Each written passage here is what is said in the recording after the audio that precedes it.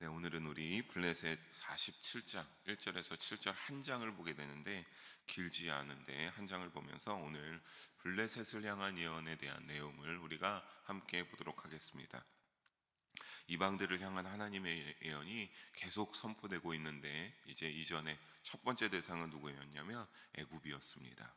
하나님의 이방 나라를 향한 이제 애굽을 향하여서 예언이 계속되는데, 오늘은 이제 그 다음을 잇는 블레셋에 대하여서 살펴보도록 하겠습니다. 여러분, 오늘 블레셋을 향한 예언도요, 애굽을 향한 때의 예언과 크게 분위기는 다르지가 않습니다. 비슷한 뉘앙스로 가는데, 47장 본문 역시 왜냐하면 블레셋의 멸망에 대한 예언을 하나님께서 예레미야 선지자를 통하여서 선포하고 계시기 때문입니다. 함께 우리 7절의 말씀 한 절씩 자세하게 보면서 이 시대를 살아가는 우리에게 주시는 영적 교훈을 나누고 결단할 수 있는 귀한 시간이 되기를 주님의 이름으로 간절히 소망하고 축복합니다. 먼저 우리 1절을 함께 다시 한번 읽어보도록 하겠습니다. 바로가 가사를 치기 전에 블레셋 사람에 대하여 선지자 예레미야에게 임한 여호와의 말씀이라. 아멘. 우리 1절을 여기 다시 보게 되면 예레미야 선지자에게 하나님의 말씀이 임한 시점이 언제인가, 이 블레셋을 향한 하나님의 말씀이 언제 임했는가를 알 수가 있습니다. 그 시대적 배경이 기록되어져 있습니다. 먼저 우리가 블레셋이, 근데 여기에 블레셋 사람이라고 나오고 지역이 따로 블레셋 사람이 말고는 나오지 않는데, 여러분, 이 블레셋의 구성에 대해서 우리가 좀 알아야 될 필요가 있겠죠. 블레셋은 어떠한 다닐라라라는 블레셋의 이름의 아래 하나가 있지만, 구성은 어떻게 되어 있냐면 가사, 아스돗, 아스글론, 가드, 에그론, 이 5개의 도시국가가 연합하여 구성되어 있어서 또 다르게 뭐라고 부르냐면 5도시 연맹체다라고 이렇게 불립니다. 그래서 이 5개의 도시 중에서 보니까 오늘 1절에 바로가 어디를 친다라고 합니까?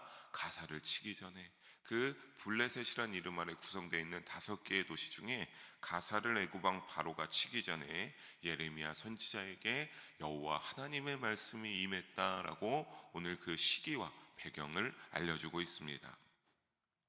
애굽의 바로 느고 2세가 블레셋의 5개 도시 중에 하나인 가사를 치기 전에 블레셋에 임한 심판을 예레미야 선지자가 선포했음을 의미하는데, 학자들에 의해서는요, 이 공격이 BC 610년에서 601년의 한 시점에 이루어졌다라고 보고 있는 경우가 많습니다.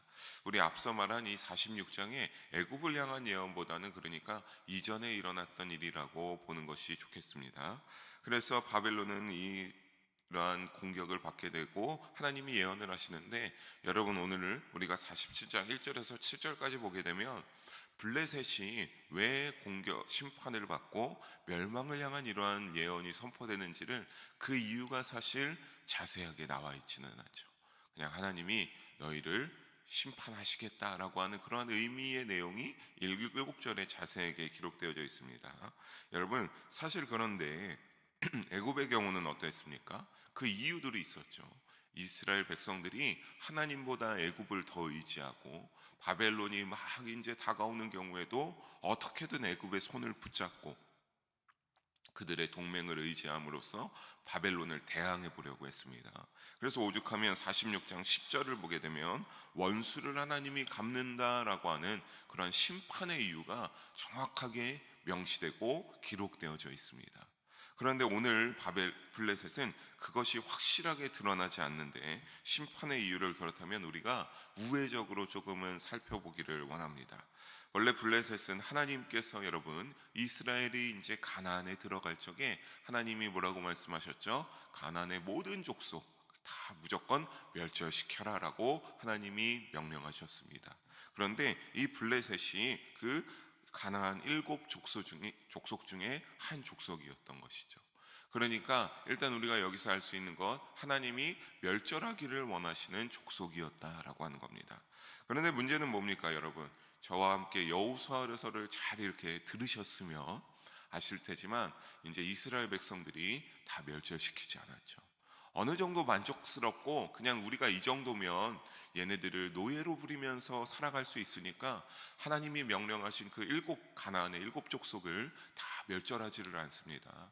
문제는 뭐냐면, 그렇게 했을 때 블레셋이 힘을 가지게 오게 되고 그 이후에 어떻게 되면 끊임없이 이스라엘이 불순종하여서 남겨둔 대가로 끊임없이 이스라엘을 괴롭히는 족속 중에 하나가 이 블레셋 족속이 되게 됩니다. 게다가 뿐만 아니라 어떠한 일이 또 발생하게 되냐면, 여러분, 이 블레셋은 굉장히 많은 우상을 섬겼는데요, 이 많은 우상들을 섬기는 일들이 이스라엘에게 좋은 영향을 주었겠습니까?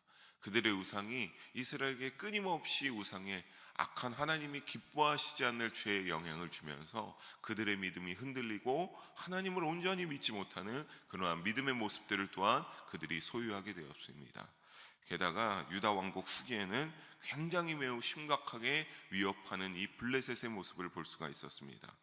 말씀해 보게 되면 이들을 약탈하기도 하고 이들의 소년을 납치해다가 노예로 팔아버리기도 하고 하는 그러한 나쁜 짓들을 서슴지 않았던 나라, 바로 블레셋 족속입니다.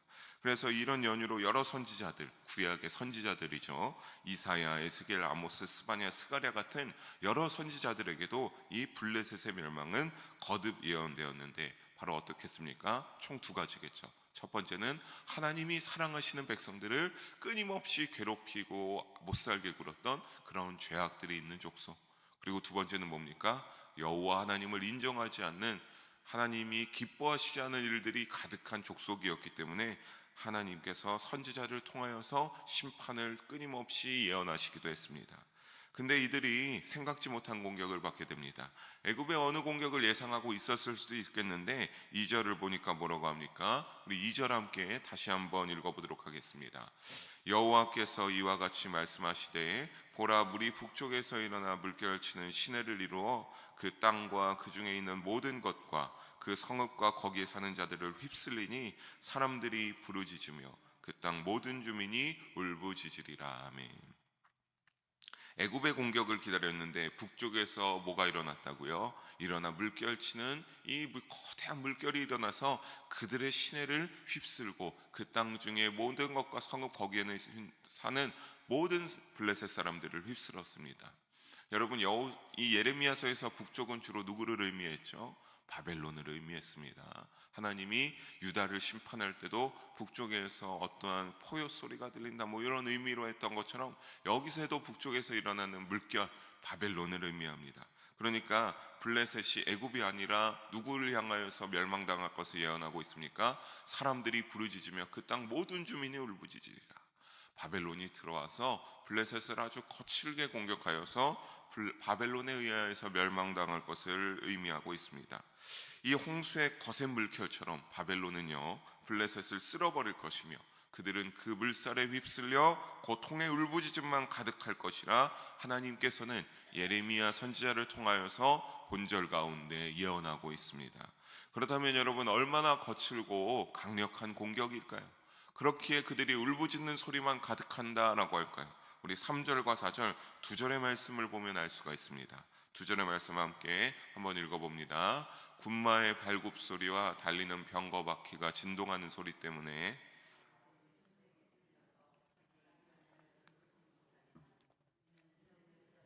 유린하시며 두로와 시돈에 남아있는 바 도와줄 자를 다 끊어버리시는 날이 올 것임이라.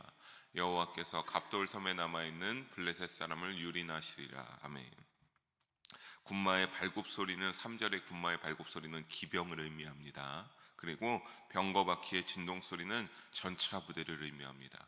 여러분, 당시의 기병과 전차 부대 굉장히 강력한 그러한 군사적 요소였습니다. 그런데 이 3절에 나타나는 이 군마의 발굽 소리와 병거 바퀴의 진동 소리, 기병과 전차 부대의 위협적인 진격 소리에 3절 후반에 보면 어떻게 된다라고 하죠? 아버지의 손맥이 풀려서, 3절을 보게 되면 아버지의 손맥이 풀려 자녀를 돌보지 못한다라고 합니다. 여러분, 이 손맥에 손이 풀려버리면 힘이 없게 되는데, 여러분, 자기의 자녀를 돌보지 못한다라고 하는 것, 얼마나 여러분 이렇게 될 정도로 강력한 공격인데, 부모는 여러분 사실 어떻습니까? 여러분 자녀가 있으시겠지만 나의 자녀를 위하여서면 여러분 손목이 끊어지고 여러분의 목숨이 해야 할지라도 누구를 먼저 위합니까? 사랑하는 나의 자녀를 먼저 위하죠. 근데 얼마나 거칠고 무서운 공격이면 이 아비가 자신의 자녀를 돌본 그 자기의 어떠한 부모의 본능을 놓쳐버릴 정도로, 기본적인 이러한 것들을 발휘하지 못할 정도로 공포에 휩싸여서 부모가 자녀를 돌볼 이 본능을 상실했다라고 하는 소리입니다. 굉장히 무서운 공격이죠. 즉 이것은 블레셋의 극심한 환란이 임할 것을 의미합니다. 또 뿐만 아니라 두로와 시돈도 4절에 보면 나오는데, 당시에 4절에 나오는 이 두로와 시돈이라는 지역은 블레셋과 긴밀하게 동맹이었던 관계로 보여질 수 있겠습니다. 왜냐하면 그들이 도와줄 손을 여호와 하나님께서 다 끊어버리겠다라고 말하고 있기 때문입니다. 하나님이 이들을 블레셋을 돕지 못하게 하실 것입니다. 그리고 여러분, 마지막에 갑돌섬에 남아있는 블레셋 사람을 유린하시니라. 여러분, 이 갑돌섬이 어디냐면요, 이 블레셋이 처음 시작한 지중해 크레타 섬입니다. 그런데 이 크레타 섬에 굉장히 지금도 지중해에 어떠한 전략적으로 요충지라고 할 수 있는 위치가 있는데, 이것에 이제 소수의 블레셋 사람들이 피해서 숨어 있어도 하나님의 심판을 피할 수 있다는 겁니까? 없다는 겁니까? 없다는 거죠. 하나님이 그러니까 어떻게 하겠다는 거예요? 반드시 블레셋 사람을 멸망시켜 버리겠다라고 단호하고 강력하게 하나님의 의지를 보여줄 수 있는 겁니다. 즉 블레셋 족속이 어떤 겁니까? 완전한 멸망을 하나님께서 예레미야 선지자를 통해서 멸망하고 있습니다. 사랑하는 성도 여러분, 하나님은요, 때로는요 이 블레셋 족속을 이스라엘을 심판하기 위한 도구로 사용하기도 하셨습니다. 그러나 여러분, 결국에는 그들이 행했던 악행을 잊지 않으셨다라고 하는 사실을 잊지 말아야 됩니다. 앞서 유다에게 바벨론을 통하여서 하나님이 심판하시겠다라고 할 때도 나중에 언젠가 바벨론의 믿음 없는 모습들, 그들이 행했던 모든 악행들을 하나님이 심판하면서 이스라엘은 다시 회복시킨다라고 예언하지 않았습니까? 그런 것처럼 이것이 바로 하나님의 섭리입니다. 자신이 사랑하는 자녀들을 더욱더 그 받은 고난을 잊지 않으시는 하나님, 더욱더 품어주시고 사랑으로 행하기를 원하시는 하나님이 되심을 잊지 않으심을 우리가 알 수 있으니 그것을 꼭 기억하시기 바랍니다. 그래서 주님을 향한 믿음으로 더욱더 굳건하게, 믿음 가운데 여러분 품지만 마시고 행함으로 살아갈 수 있는 우리가 되기를 주님의 이름으로 간절히 소망합니다. 우리 본절로 돌아와서 5절을 읽어보도록 하겠습니다. 5절도 이어서 봅니다. 가사는 대머리가 되었고 아스글론과 그들에게 남아있는 평지가 잠잠하게 되었나니 내가 내 몸 베기를 어느 때까지 하겠느냐. 아멘. 여러분, 이 가사와 아스글론, 앞서 말씀드렸던 블레셋의 5개 지역 중에 2군데입니다. 이 2군데가 가사는 뭐가 된대요? 대머리가 되고, 아스글론은 그들에게 남아있는 평지가 잠잠하게 되었다. 이게 어떤 의미냐면요, 이들의 목숨이 남은 자 없이 황폐화되어서 잠잠하게 될 것을 의미하고 있는 겁니다. 그러니까 5개 지역 중에 2개 지역만 나왔지만 결국에는 블레셋은 어떻게 된다라고 하는 거죠? 모두가 전멸되어서 유다 때처럼 황폐화된 지역이 되어버릴 것이다 라고 하나님께서 선포하고 있는 겁니다.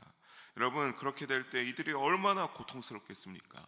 다 죽어나가고 자신의 터전들이 불타고 하는 이 모습들 가운데 얼마나 고통스럽고 참 비참하겠어요. 그런데 그들이 그럴 때 어떻게 한다라고 하는 겁니다. 5절 후반에 보면 내가 내 몸 베기를 어느 때까지 하겠느냐. 블레셋 사람들이 어떤 거예요? 그러한 환난과 어려움 가운데 칼로 자신의 몸을 자해하기 시작하는 겁니다. 왜 자해하냐면 이것이 당시의 풍습이었습니다. 우상을 섬기는 풍습. 자신들이 섬기는 우상들에게 도움을 구하기 위해서 나의 몸을 자의를 해서 나의 피를 흘려서 그들에게 도움을 구하는 그런 풍습이 있던 것이죠. 근데 여러분 생각해 보십시오. 도움을 구할 때 그들이 했던 행동이지만 이미 지금 바벨론에게 엄청난 고통과 고난을 받고 있는데 거기에 자신의 몸을 자해한다? 어떤 겁니까? 고통의 고통이 가중되는 셈이죠. 결국 여러분, 이것이 의미하는 것은 뭐예요? 어떻게 해서든지 블레셋은 멸망을 향하여 내달려간다라고 하는 하나님의 예언의 의미가 여기에 강력하게 담겨져 있는 겁니다. 그러니까 하나님이 도구로 쓰시는 바벨론도 멈추지 않을 것이고, 블레셋은 그 우상을 향한 도움을 구하기 위해서 자해를 멈출 수가 없잖아요. 하나님을 믿지 않으니까. 그러니까 그들의 고통은 가중이 되어서 결국에는 멸망을 향한 큰 재앙이 쌓이고 쌓여서 그들이 멸망할 것을 예언하고 있는 겁니다. 이들이 고통 중에 6절과 같이 여호와 하나님을 향하여 외칩니다. 6절을 향하여 뭐라고 외칩니까? 오라 여호와의 칼이여, 내가 언제까지 우리를 쉬지 않고 베겠느냐. 여호와의 칼집에 들어가서 가만히 쉴지어다라고 본문 6절에서 말하고 있죠. 여러분, 이것이 어떤 거냐면 블레셋 사람들이 여호와 하나님을 향하여 외친 겁니다. 아니, 하나님 언제까지 그 칼로 우리를 난도질할 겁니까? 이제 그만 멈춰 주십시오. 우리가 이만큼 고통받지 않았습니까? 여러분, 이렇게 의미하는 바는 뭐냐면요, 자신들이 이스라엘에게 이제 했던 것을 인정한다라고 하는 겁니다. 우리가 잘못해서 이만큼 받았으면 되지 않았습니까? 그만 이제 바벨론의 약탈과 살육을 멈춰 주십시오. 우리를 좀 살려 주십시오라고 하는 그러한 하나님을 향한 외침입니다. 하지만 여러분, 하나님은 이들의 외침을 듣고 대답합니다. 우리 마지막 7절 함께 읽어보겠습니다. 여호와께서 이를 명령하셨은즉 어떻게 잠잠하며 쉬겠느냐? 아스글론과 해변을 치려하여 그가 정하셨느니라 아니라. 그가 정하셨대요, 여러분. 여기서 그는 여호와 하나님을 의미하는 겁니다. 지금 어떤 겁니까? 여호와께서 이를 명령하셨은즉, 너희가 이렇게 되기를 여호와 하나님이 명령하셨다. 즉 여러분, 좀 더 직접적으로 말하면 뭐냐면 너희가 멸절할 때까지 하나님의 명령인데 쉬겠느냐라고 하는 겁니다.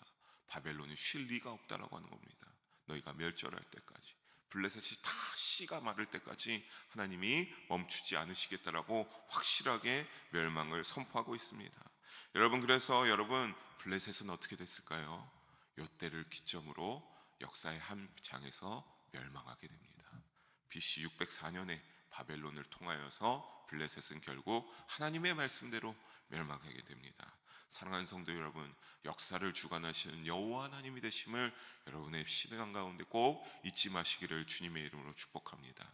사랑하는 성도 여러분, 하나님은 분명 구원을 위하여서요, 여러분 더디 참으시고 인내하십니다. 그것이 하나님이 우리를 보면서 늘 어떻게 보면 즐겁게 기다리는 일이죠. 그래서 우리가 조금 더 죄에서 멀어지고 믿음으로 나오고 하면 하나님이 더 기뻐하셔서 사랑을 베푸시고 하나님이 은혜를 베푸시고 덤의 복을 내리시는 줄로 믿습니다. 하지만 여러분, 우리가 그런 중에도 반드시 우리는 양면이 있다는 것을 잊지 마시기를 바랍니다. 우리가 이렇게 믿는 자가 되어서 연휴 첫날에로도 여러분 새벽 예절에 나와서 하나님 앞에 예배드리는 자들이 있는가 하면 지금 이 시간에 어떤 믿음 없는 자들은 어떨까요? 내일 쉬는 날이니까 세상에 나아가서 술에 찌들어서 그 세상의 방탕함에 찌들어서 즐기는 자들도 있겠죠. 여러분, 예수님이 와서 예수님이 공생의 사역 가운데 말씀을 선포할 때부터 요한복음에 보면요, 늘 두 파로 나뉘었습니다. 믿음이 없는 자들도 예수님의 말씀을 듣고 믿음이 생겨서 저분은 하나님의 아들이다. 하지만 그렇지 않은 바리새인과 대제사장과 같은 자들도 있었습니다. 늘 그 두 파가 있었습니다. 여러분, 그때마다 우리는 믿음으로 나아가시기를 첫 번째로 주님의 이름으로 부탁드리겠습니다. 그리고 여러분, 두 번째로 말씀드릴 것은 우리가 인생을 살다 보면 괴롭고 우리를 괴롭히는 존재를 분명히 여러분 만나게 되죠. 나이의 차이에 없어서 우리가 괴롭게 하는 존재들이 있습니다. 여러분, 그때마다 오늘 말씀에서 하나님께서 우리에게 알려주시는 것은 무엇입니까? 그럴 때 너희가 너무 너희의 손으로 하려고 하지 말라. 너희가 맞서 싸우려고 하지 말라.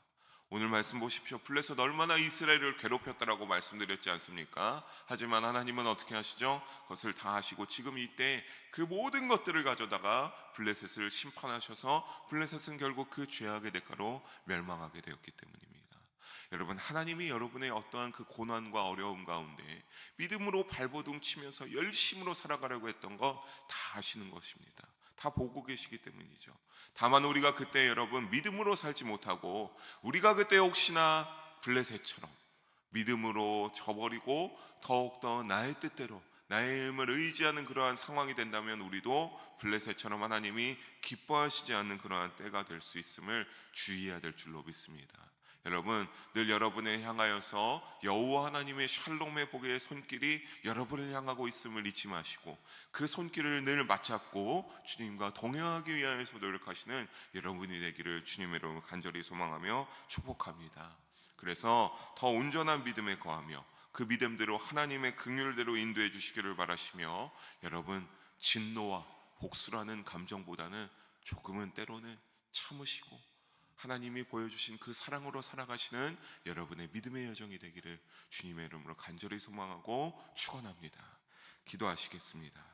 사랑의 하나님 아버지, 오늘도 부족한 자를 통하여서 귀하게 말씀하여 주심을 감사합니다. 하나님, 언제나 우리의 모든 믿음의 여정들을 주님이 보고 계시는 줄로 믿습니다. 주여, 오늘 이 시간 우리가 그럴 때 때로는 우리에게 장애물과 같은 때가 있음을 주님께 의지하며 고백하오니, 주여, 우리의 그러한 모든 과정 가운데 주님의 도움의 손길을 허락하여 주시옵소서. 또 그때마다 우리 주님의 손길을 붙잡고 믿음으로 감당하며 살아가는 자들이 되어서 언젠가 하나님의 선하신 때에 하나님이 원하는 방식으로 믿음의 승리를 이루는 우리 모든 영일 성도님들 한 분도 빠짐없이 되게 하여 주시옵소서. 감사드리오며 사랑이 많으신 우리 주 예수님의 이름으로 기도드립니다. 아멘.